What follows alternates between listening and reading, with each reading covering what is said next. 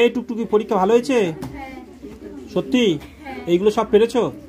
আমার তো মনে হয় না। বলো তো দেখি, হেটারিওফিলিকে হলো গুপ্ত সমিতি কোথাকার? জানি না। তাহলে এই পেরেছো? কে বলতে পারবে?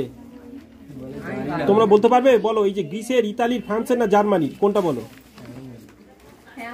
এই তুমি পড়েছো? ইতালি। খুব উত্তর ঠিক করেছো। 14 দফা নীতি কে প্রকাশ করেছিলেন? হ্যাঁ হ্যাঁ, উড্রো উইলসন। আজকের দিন সকালবেলা কত করে বললাম হুড্রো আমারসন নাকি? আমি বললাম যে হুড্রো আমারসন বলে দিলাম না আজকে, মনে রাখার মতো। তো যাই হোক, তোমাদের প্রশ্নটা দেখাচ্ছিলাম, দেখানোর সাথে সাথে একটু মজা করছিলাম।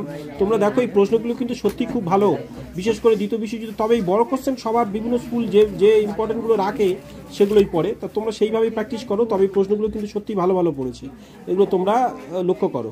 হ্যাঁ, আর যেটা ধরলাম ওদের, এই যে বললাম না হেটারিওফিলিককে, তোমরা জানাও এর মধ্যে কোনটা হবে। ও কি গ্রিস করেছে, এটা কি ঠিক হয়েছে? তোমরা জানাও।